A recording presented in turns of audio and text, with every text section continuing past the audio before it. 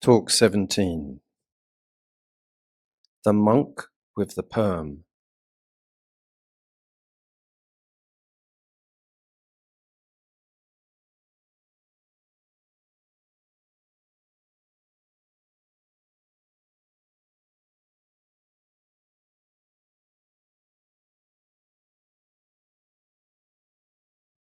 A long time ago, a caravan set out across a vast and dangerous wilderness in search of a hidden treasure said to surpass all wealth.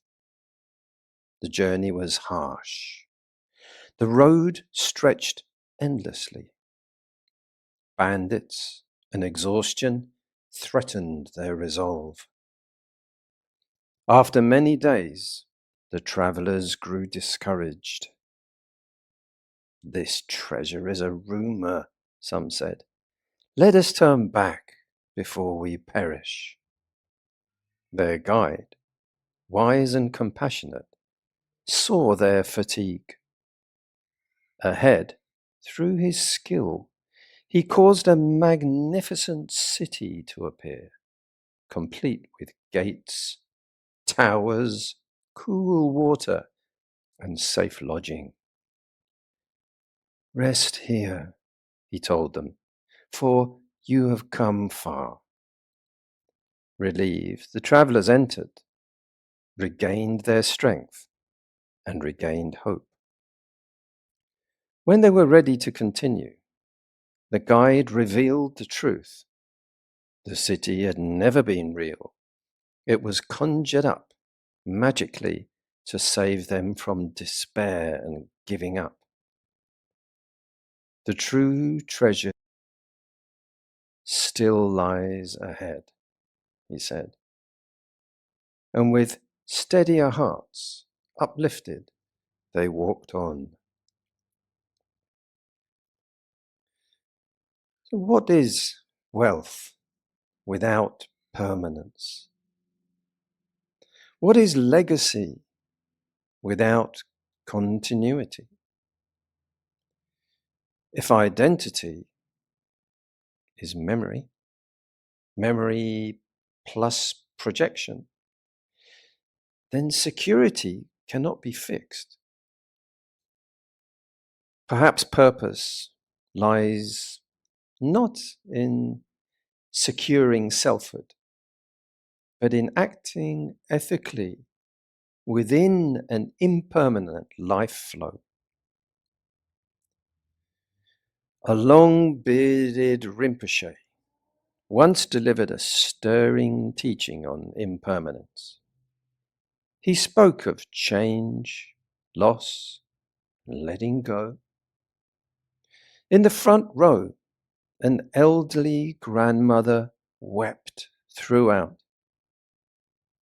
The Rinpoche, he felt quietly pleased. He thought, the Dharma, it's touched her deeply. After the talk, he approached her gently. Grandmother, have my words moved you so profoundly? Through tears, she replied, Rinpoche, when I see your long beard, I remember my dead goat. The session ended quickly. What is the illusion of permanence?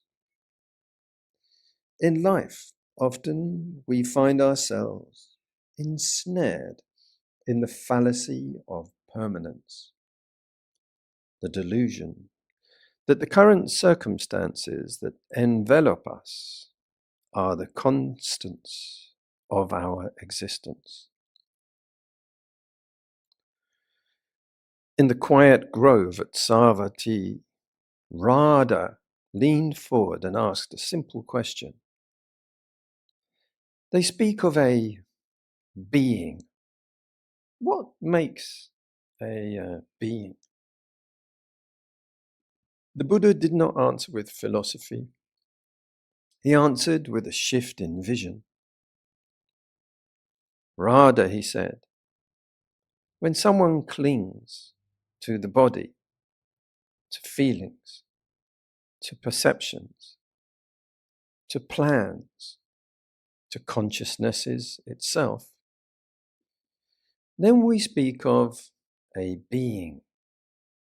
Where there is clinging, there is the sense of someone who is. Then he painted a scene. Picture children on a beach, building sand castles. As long as they love those sand castles, they guard them, shape them, call them mine.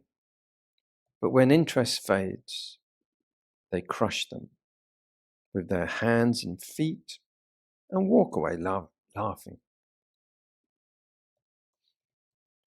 So too, he said gently, learn to loosen the grip. When craving ends, the burden of being ends with it.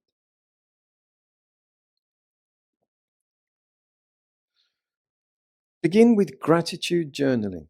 Each morning or evening, write 3 things you appreciate.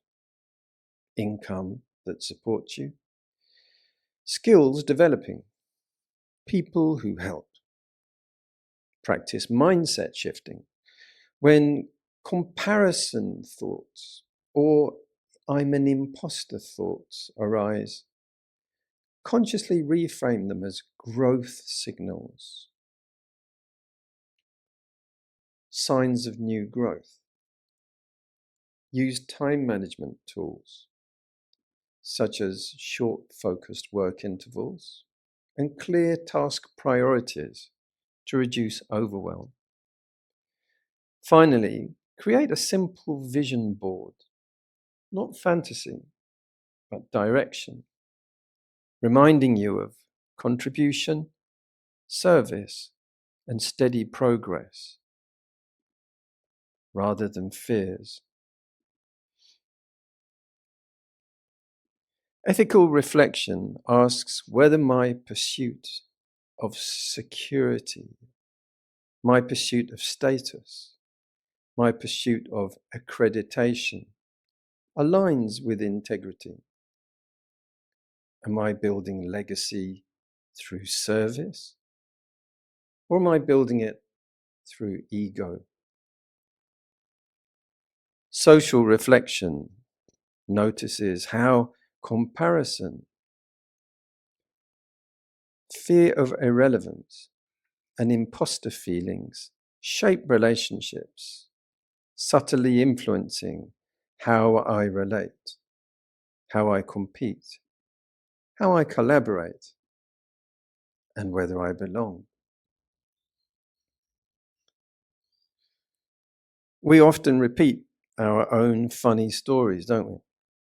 As Groucho Marx said, if you've heard this story before, don't stop me, because I'd like to hear it again.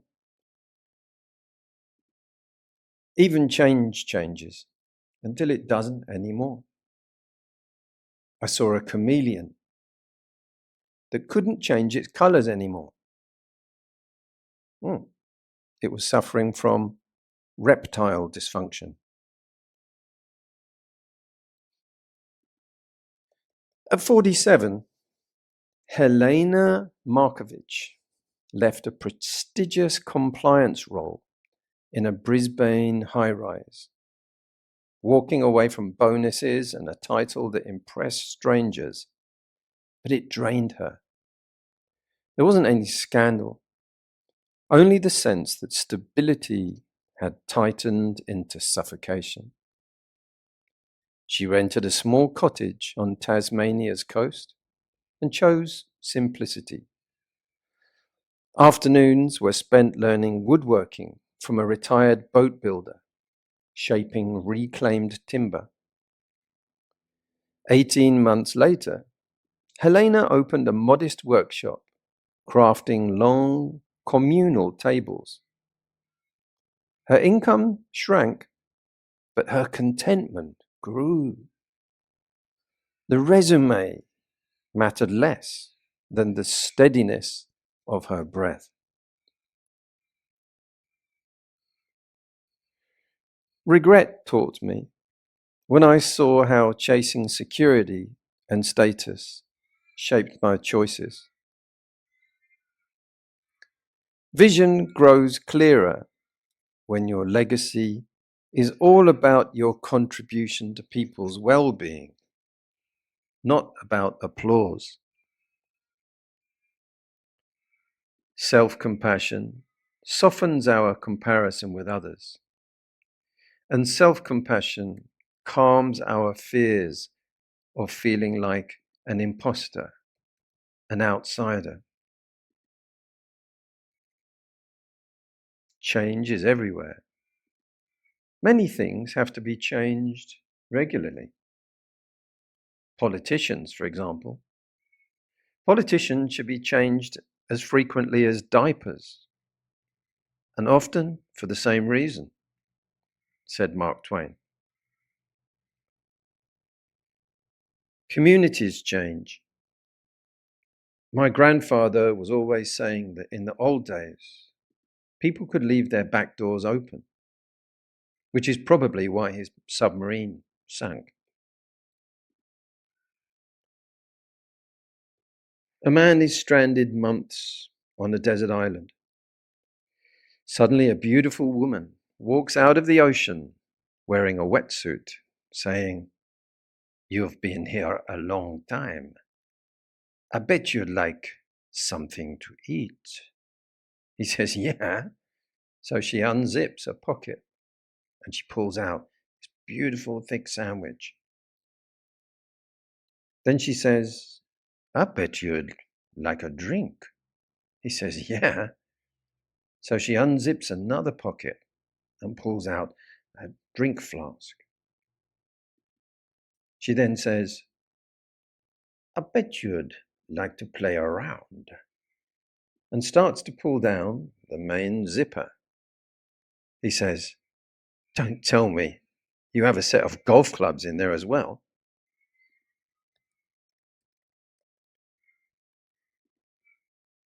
Alan Watts said, "The only way to make sense out of change is to plunge into it, move with it, and join the dance."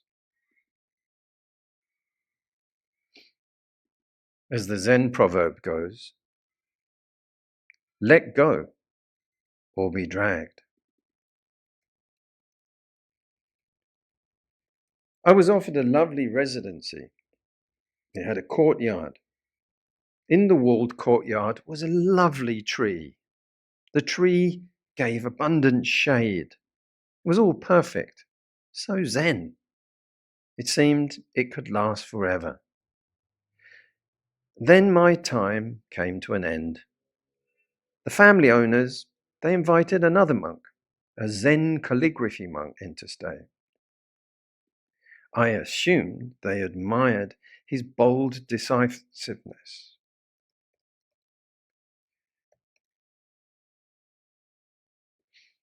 Those one-moment slash strokes of black ink.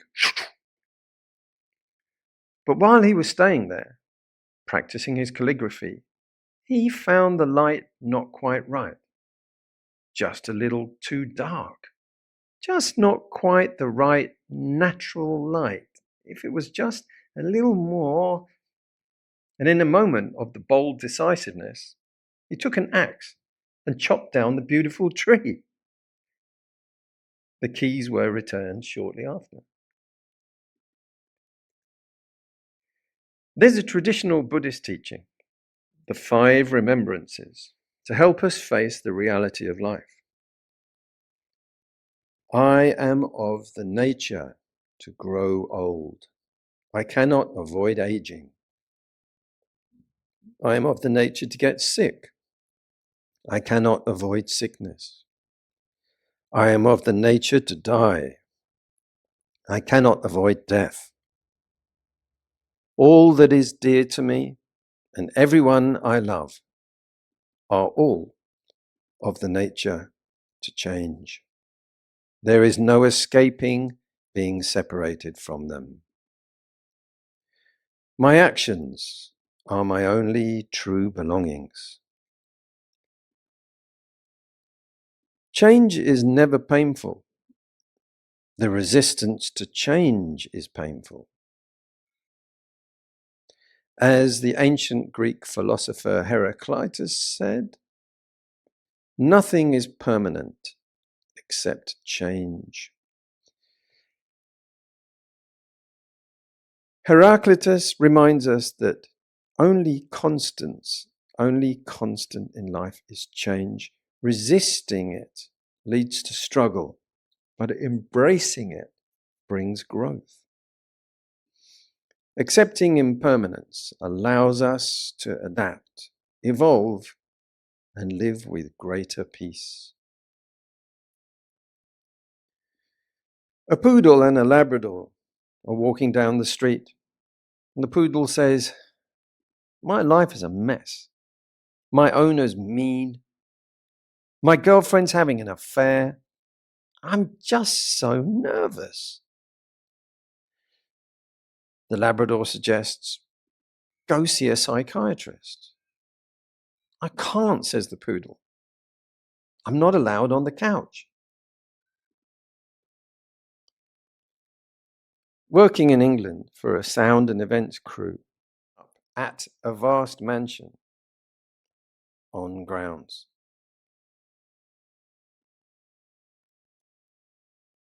I chatted with the gardener. He said the father was self-made, but trouble was brewing. He was a millionaire. The only child, a daughter, had holidayed in Tunisia, drifted to a beach party, and under a romantic moon, well, one thing had led to another. She was pregnant. The young Tunisian was now set to inherit the whole place. I saw him staggering towards me, stoned, and asking only, "Is there any tasty food in those boxes?"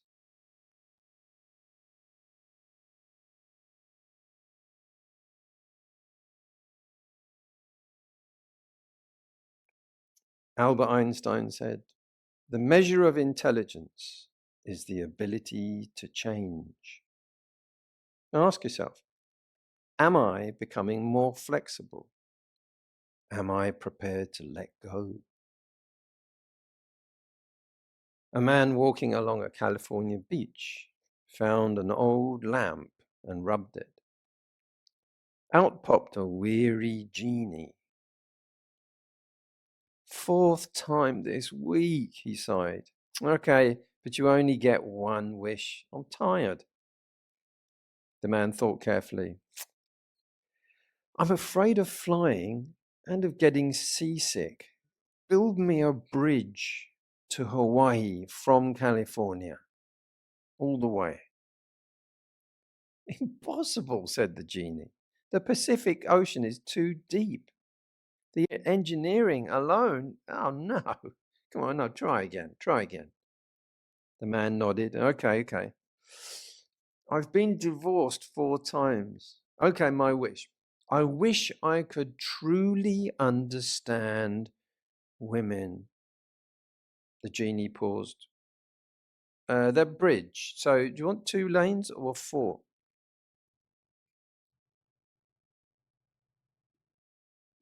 Change and impermanence. Reflecting on these truths is not morbid. Rather, it is a way to stop taking life for granted and to live more fully in the present. Working in Egypt, I befriended Red Sea diving instructors, including an Italian called Mario. Diving, one small mistake and you can drown. One evening I found Mario sitting alone. He invited me to sit. He looked steadily into my eyes and asked, "Are you ready? That is the question. Are you ready?" The words stayed with me as I crossed the desert on a border visa run. When I returned, Mario, it turned out, had died during a night dive. It reminded me of a tale. A man once felt death tap at his shoulder at a market. It said, on the 7th morning. That was it. The man fled day and night, day and night, day and night for 7 nights and mornings.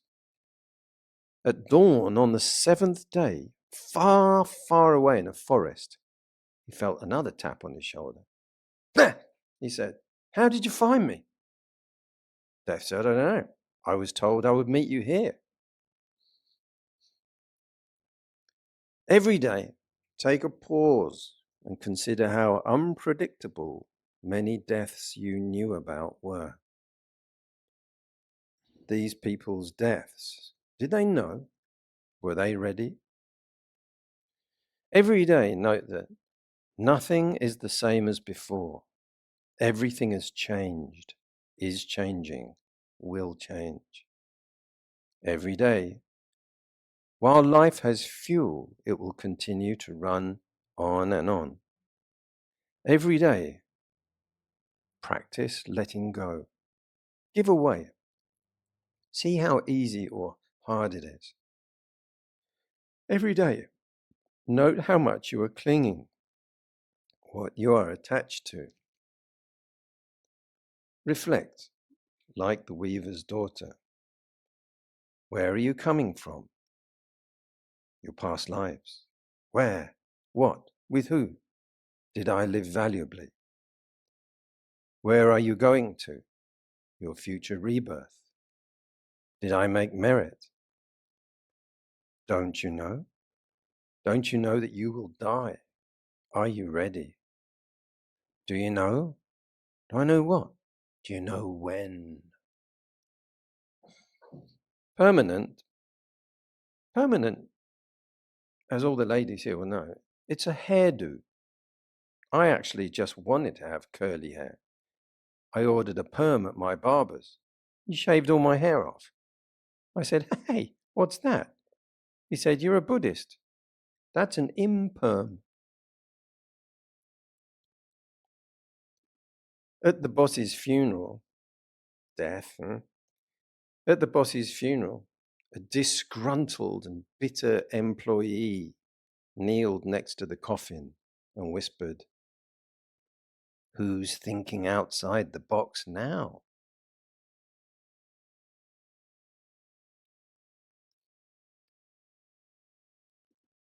Very strange things. I wanted to narrate some lyrics. In it, a man had a strange premonition.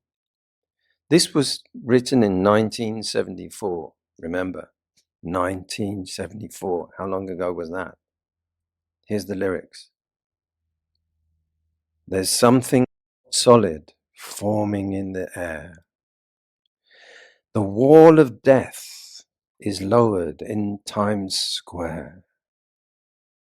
No one seems to care. They carry on as if nothing was there. The wind is blowing harder now, blowing dust into my eyes. The dust settles on my skin, making a crust. I cannot move. And I'm hovering like a fly, waiting for the windshield on the freeway.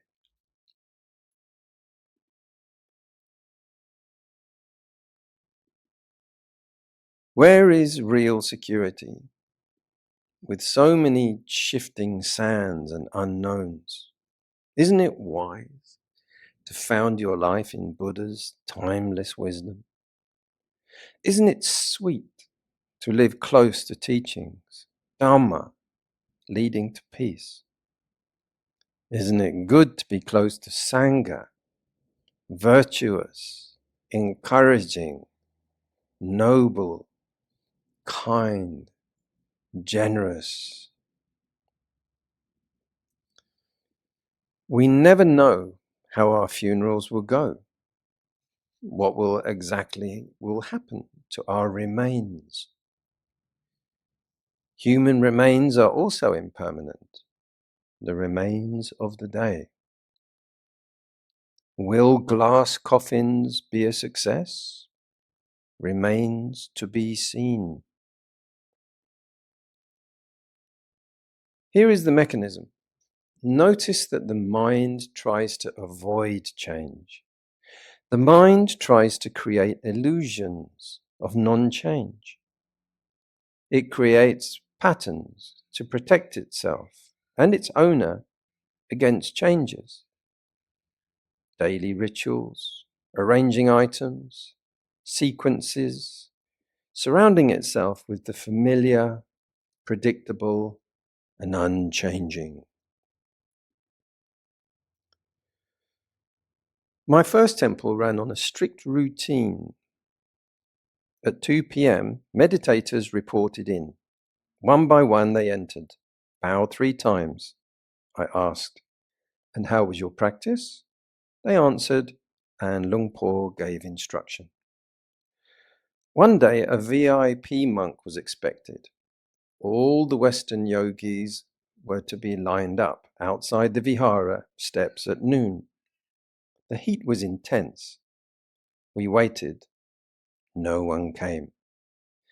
Interviews began as usual while the yogis stood. Unknown to me, one woman had fainted and been taken to hospital. She returned about 4 p.m. and entered near the end. I wasn't watching closely. I saw the final bow, head down, and automatically asked, "And how was your practice?" She raised a bruised purple face, 2 black eyes, and a white H-shaped plaster across her probably broken nose. I burst into uncontrollable laughter. It was completely inappropriate. Ashamed, I nearly quit. Luang Por simply said to me, "Extend your mercy." Always expect the unexpected. Take frequent pauses to notice your automatic mind replaying old loops. Deliberately wake up. Examine fatal disasters. Were they expecting that earthquake? They were busy worrying about next year, next day, next shopping list. Take new perspectives. Recall that atoms are mostly empty. See that all the items, places, people we are comforting ourselves with are all empty, all unsolid, disappearing, not substantial. Take mindful pauses, not just to relax and breathe, but to remind yourself of these truths. All are vanishing illusions. Notice how we expect the expected. Notice how your mind fixes, controls, sets in stone, repeats, loops. Is it something you're aware of? Notice it with compassion more than judgment. And imagine being free of the expected. What is that like? I once tried cutting down smoking by slicing all 20 cigarettes in half. I smoked the filtered halves.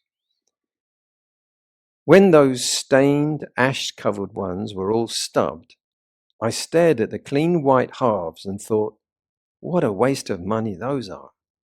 As if the first 20 disgusting, ashy ones had been sensible economics.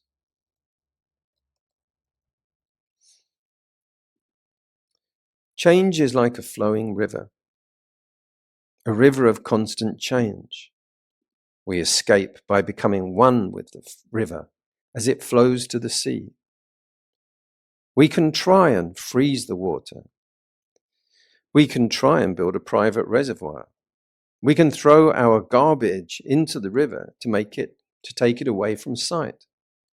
We can build a dam. We can bottle up the water and store millions of bottles in warehouses. We can ignore the stagnation. Or we can learn to attend, float, flow, and dissolve in the sea. For a talk, I once asked AI for a funny quote about change. Mark Twain, it said, "The only constant in life is change, except in a vending machine." After, an American came up and said, "You know, I'm pretty sure they didn't actually have any vending machines when Mark Twain was alive." I thought this was funny, but I did fact check it, and actually I did. In fact, they had vending machines 2,000 years ago. Never mind. Was it 1,000? Change is like a rumbling fire, always moving. Becoming one with the fire, it moves.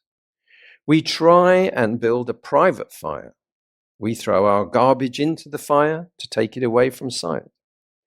We can learn to attend, float, flow, and dissolve in the fire. How does it work?